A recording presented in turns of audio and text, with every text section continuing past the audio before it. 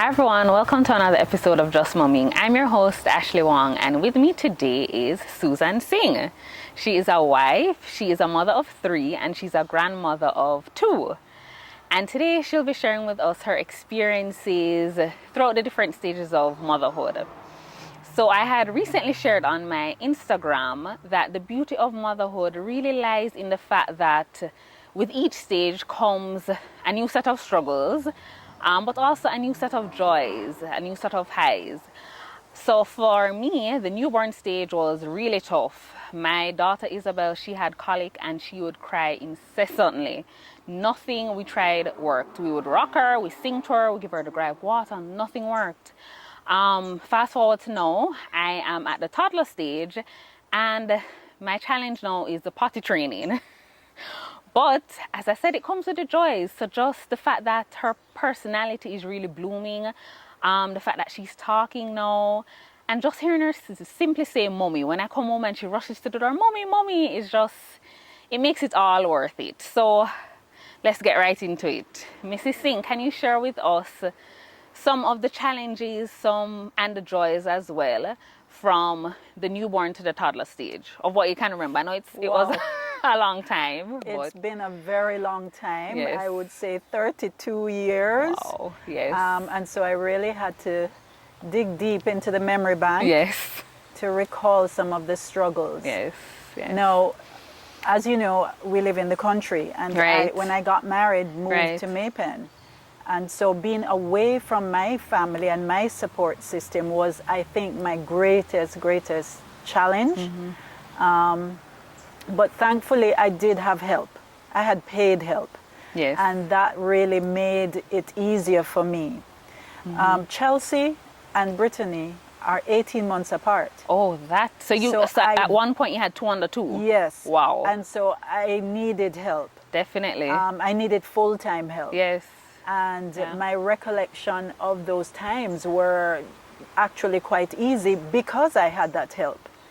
And having good help is definitely important. Oh, yeah. Whether or not you have a colicky baby or a very easygoing baby, you need do help. need extra hands. Yeah, yeah. And I mean, I couldn't count on my husband at the time. Right. Because he was at work 7 days a week. And you know, while it was that he was very supportive at nighttime, it was during the daytime that you get into the Yeah. Yes. the scheduling and the whole lot of personalities that are being developed at that time, you know, having 2 of them. So I think the greatest struggle of that stage of infancy would definitely have been for me just juggling schedules. Right. Yeah. Yeah. But and I always like to say that we need to ask for help, because I think that's also something that us as mothers, we don't really like to ask for help. We want to do it all on our own, and we feel bad, I guess, for asking for help, but it's so important, and the support system makes a world of a difference. Yes. As you said. Yeah. And you must get over that I can do it all thing very quickly, because you're wasting time and you're stressing out yourself, and you're also affecting your well-being. Yeah. Ultimately, your baby will feed off of your energy, so it's important that you are not frazzled and you are not in a tailspin trying to, you know, do it all on your own. Right. So I would say the greatest thing is to have good support, good help, whether it is family or paid help. Yes, for sure. So that you can enjoy those little moments. Exactly, you know? exactly. Yeah. As cliche as it sounds, you can't pour from an empty cup. So we always have to make sure that we're refilling and recharging, for Yes, sure. yes. What would you say were some of the highs or the joys of that stage? Chelsea and Brittany were very close. Yes, so they actually bonded very quickly. If I were to do it all over again, I probably would not have had them so close. But definitely some of the highs, just seeing them together. Nice. Yeah. I Aw. mean, I wouldn't dress them in the similar attire, Yes. but they're really very, very close even to this day. Yes. You know? Yeah. So I'm continuing to enjoy that Yes. high Yes. seeing them grow together and really loving each other and sharing their That's so nice. just lots of fun memories, you So know. nice, And so I nice. I think part of it as well is growing up in the country, the Yes. freedom to be, you know. Mm-hmm. I think that I remember a lot about birthday parties and sense of community. I Right. did eventually get a community in Maypen, and I do have fond memories of just that new community and even the other children Yes. in the clique. Right. That's Yeah. so nice. That's so Yeah. nice. Because even now where we live, there are a lot of kids in the neighborhood as well, and I love that. I Yeah. absolutely love that. Isabel is outside playing with them. It's I love that. I love to see it. I love to see it. All right. So then we move on to the school years. You know, they're in prep school. What was that like? What were the highs and the lows there? All right, so soon after I had my own business, right? And so that was another thing to be juggling. Right. And it started off at home, but I soon realized it really was not what I wanted. And I wanted to focus more on my family, and I wanted to focus predominantly on my children's education, which would have me move back to Kingston. Okay. Yeah. Okay. So a difficult part of that is that we actually had to disrupt our family life. But I wanted them to have, if not what I had, better than I had. Yes. And unfortunately, I wasn't able to give them that rounded or offer them that rounded background that I had growing up. So there was a big conversation, discussion, and decision to have my children schooled in Kingston. Okay. So it was very difficult leaving Daddy. I can imagine. Yeah, there was no highway at the time. Right. And so we had to actually drive through the old road. I don't know if you are familiar with it. I'm not even familiar with that. Oh that my route. gosh, it was, I mean, the old harbor traffic was, Oh gosh. it still continues to be a nightmare Yes. up to this day. Yeah. But it was even worse then. And so there was no way that we could have commuted on a daily basis for school. Right. So I ended up coming back to Kingston, stayed with my parents, with the children. I had 3 of them by then. And Brittany was getting ready, preparing now for GSAT. And so she was gone in, they ended up going to Queen's Prep. Right. And so they were all settled there, but it was very difficult for them to leave Daddy out of the Yes. daily routine, Yes. you know? Yes. So on weekends, we would pack up and trudge back to Maypen and then do it all over again on Sunday. And I think it took a great toll on my son because he and his dad are like this, right? And he was maybe about, I'd say he was about 4 or 5. Right. So it was a very difficult time for him in particular. The girls were a little bit more bonded with me, but it was very difficult for Craig to leave his dad. So I had to send him back. Okay. I sent him back to live with his dad. And so Okay. I would only see Craig on the weekends. Wow. So that disruption, that was when difficulty in terms of managing Yes. and coping with the, Yes. you know, the missing Yeah. the daily every So day. you're missing your son and then your husband is missing the girls. So it was very, very challenging. So much so that my husband soon came to Kingston. He was like, this is ridiculous, you know. We Yeah. have to do something. So he ended up coming to Kingston and we Okay. got a place and we stayed in Kingston until Brittany, my eldest, until she was ready to go to university. Okay. Okay. So yeah, so Okay. that was a fix. yes. Yes. But definitely, I would say that was the hardest time of our family life. And I can definitely relate. I was sharing with you earlier that my husband moved to Montego Bay. So when he first moved, I was still in Kingston, and it wasn't until 2 years after that, you know, me and my daughter joined him in Wow. Montego Bay. So I can definitely relate to that, 2 you know. years of missing each other Yes. and missing the Yeah. bonding, missing the routines and the memories Yes. that you would normally be making together. Yeah, that can be rough on a Yes. marriage. Yes. Yes. And it is also emotionally, I think, difficult for the children as Definitely. well. Yeah. Okay, so then we move on to the teenagers. Now, I can only imagine, of course, I'm nowhere near that in my stage of motherhood, but you know, this is a time where puberty hits, the emotions, the hormones, all of that stuff. I mean, I'm going to share a story when I was a teenager. So when I was a teenager, about 14, 15, I had my first boyfriend, serious boyfriend, you know. And I would go to the country with him and his family sometimes just for the day and come back. There was one time where they were going to stay overnight. So of course, I begged the mommy, can I stay overnight? And of course she said no. Yes. His mother even called my mother and she said, I'm going to be there. I'll be supervising. Mommy said, not to worry.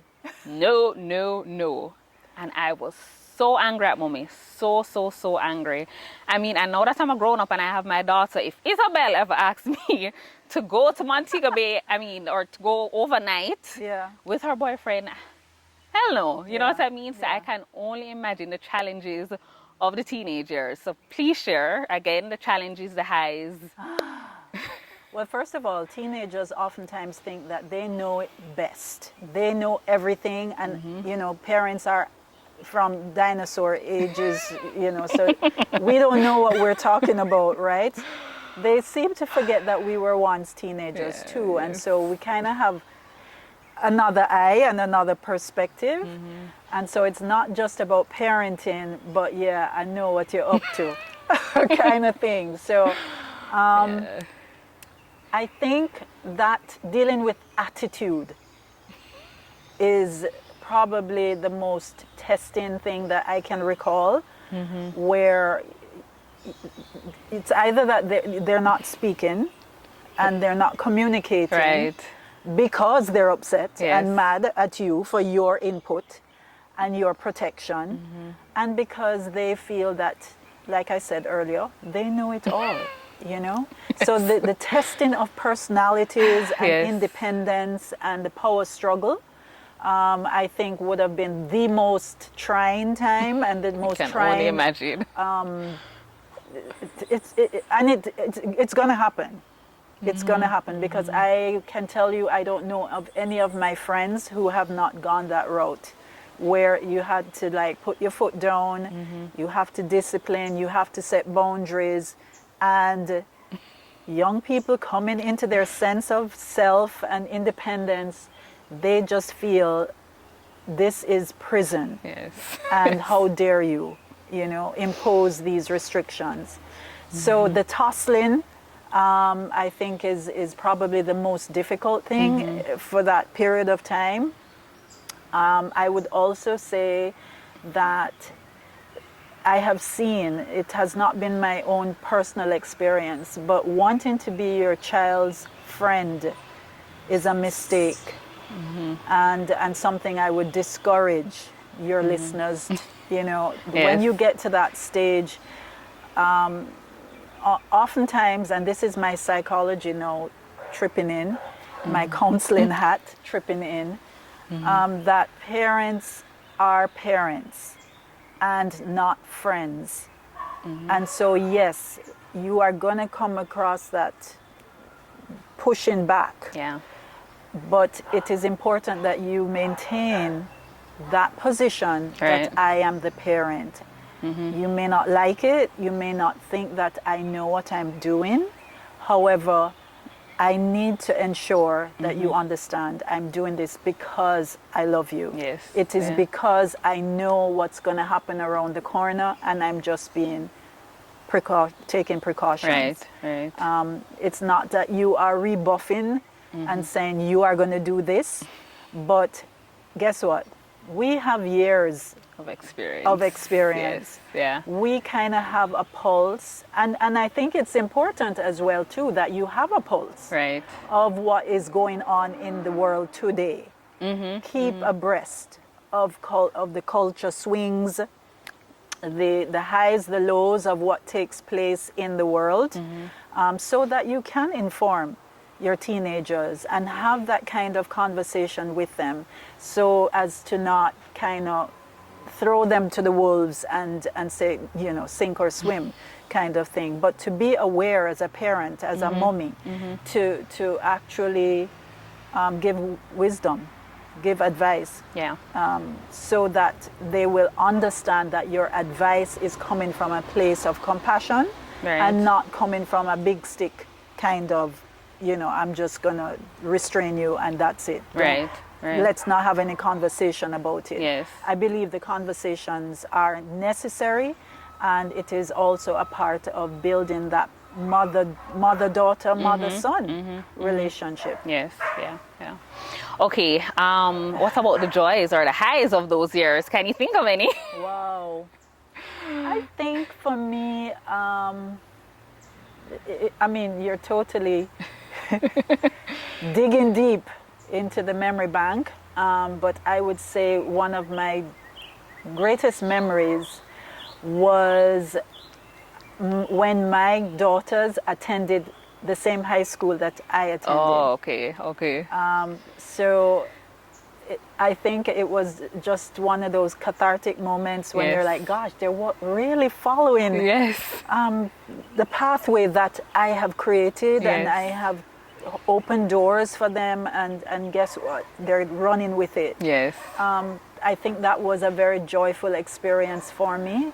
With my son, I think one of the greatest joys that comes to mind is just his way. And I think for all three of them, they still do it, where they come into our bedroom and in the bed, Yes. and the snuggling, and it still happens even Yes. though they're in their 30s. And my son Oh my is 28. Right. It's still home, Yes. and that sense of family Yes. will always bring joy to my heart. Yes. You Yes. know, Yeah. when we gather together for dinner, Yes. when we gather together for special occasions, it still brings a warm, Of fuzzy course. feeling. Yeah. Oh, Yeah. Of course. From they were little, it's just always been family time. Yes. Is like, yeah, So precious. priceless. Yes. Priceless. Yes. Yes. Yeah. Yes. Okay. Now that they are adults, how has the relationship evolved? Yeah. It's important to start that evolution from the get-go. Yes. And so I would say that as they have become adults, come into their own married lives, I think I can see those light bulb moments Yes. happening now. And so there's a sense of, oh, this is what you meant when you said, Right. or this is bugging me. Can we talk about this? I remember when you said this, but this is not the reality that I'm facing. So I would say I am seeing now. You want highs or lows? Both, as always. Okay, so the high is that this process of building the relationship, it's really just a continuation, yes? And definitely I appreciate it so much. I appreciate that I can communicate with my grown adult children, and we get each other, you know? I know that very early on when Brittany, my first daughter, got married, you know, I had to know, recalibrate and understand that she's not my daughter anymore, in the sense that she's somebody else's wife. Starting our own family. Well, even before the family Yes, thing, yes. but just the switch in roles, meaning she's now a wife, and so there are certain things I'm not going to be privy to. I don't need to get involved in.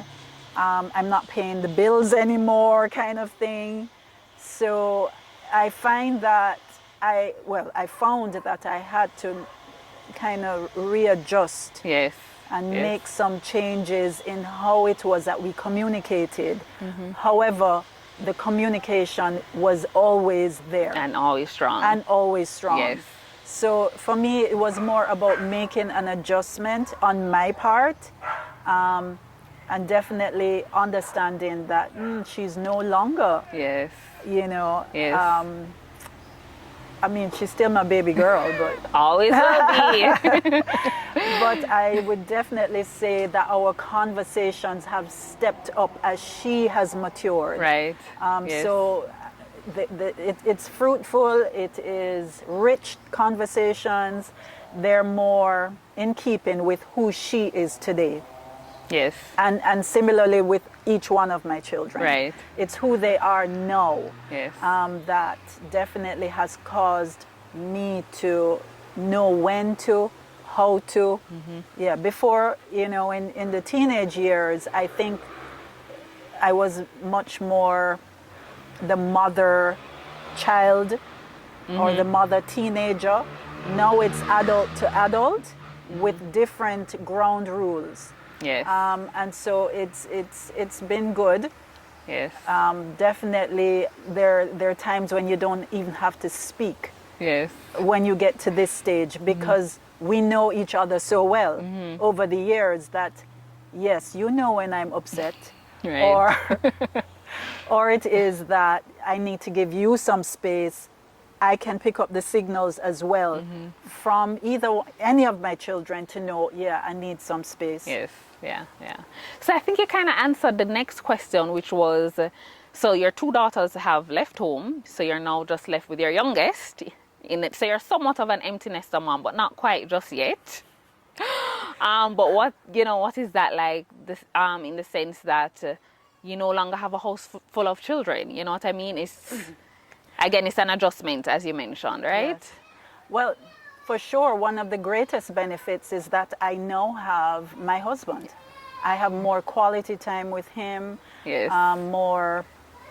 More memories. Yes. Because I started my family so early. I got married in August and I was pregnant in December. Okay. And okay. sick as Okay. well. So I didn't have a lot of alone time with my husband. Yes. And so this was one of the things that I would say to my own daughters: don't have children right away. Get in a rhythm with your husband before that. Okay. They did not listen. What can I say?